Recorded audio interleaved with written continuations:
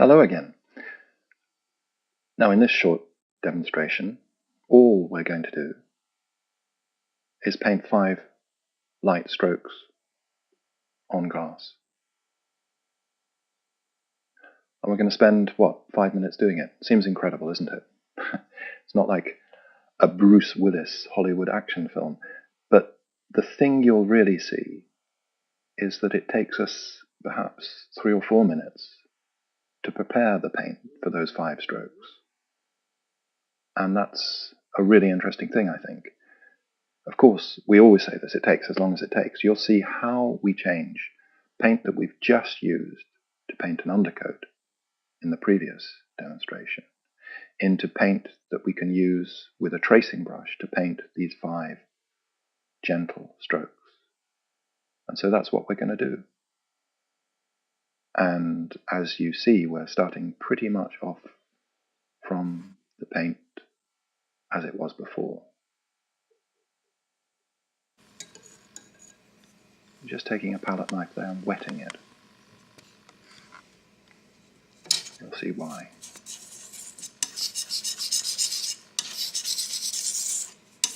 So we're cutting off a bit of paint from the lump,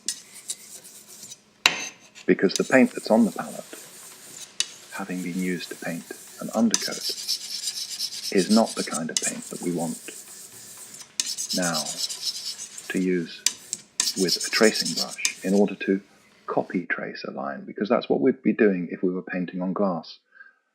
The glass with an undercoat on it would be on top of a design, and then with a tracing brush we'd simply be copying the main lines. So now we need to change that undercoat paint into paint that's good for tracing. We just wetted our brush a little, and here we've started twizzling and twirling and diluting that over thick paint from the lump to a consistency and darkness that is suitable for controlled tracing.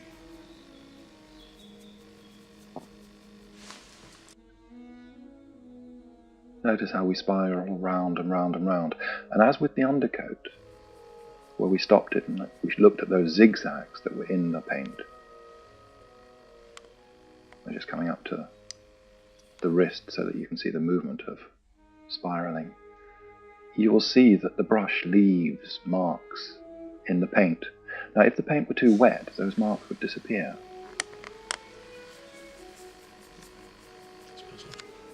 So this is one of the visual cues that we are looking for. It almost looks like a ball of wool, doesn't it? Little test on the light box on the palette there. Little test on the light box. Now, does it flow well? Remember, all we're going to do is paint 5 strokes, but we want those strokes to be lovely.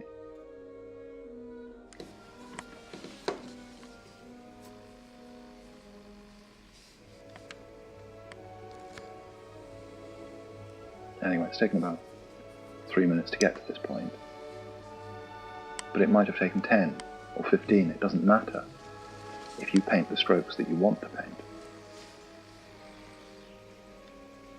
Anyway, the paint now is perfectly controllable. It only goes where we want it to go, and it paints a beautiful fine line. It flows perfectly.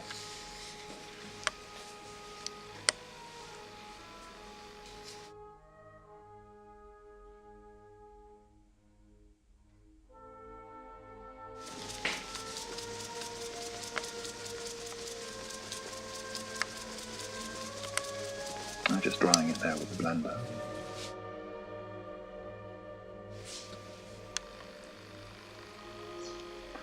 So the most important thing here is how to change paint that we'd used for another purpose, here in this instance to do an undercoat, into paint that we can use for tracing. That's the really important thing to look at. You can't just pick up a different brush and expect the paint to do what you want it to do. So maybe you need to add paint from the lump. Maybe you need to remove paint from the working area of the palette. Maybe you need to add water, maybe you need to remove water. Whatever it is, and however long it takes, that's what you'll need to do on the palette before you can actually get to the point of painting the strokes that you want to paint on the glass. And that's a key reason why we're spending this time showing you the kind of things that we do on the palette, rather than, for instance, showing you the beautiful things that we can paint. And we want you to learn how to paint. The best way for us to show you how to paint is to show you what we do on our palette.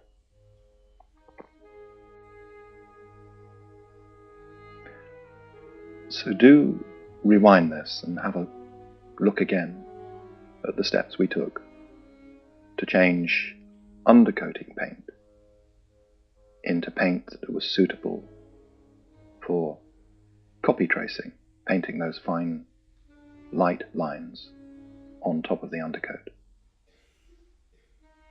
And then, of course, have a look at the next video. Until then, all the best. Bye-bye.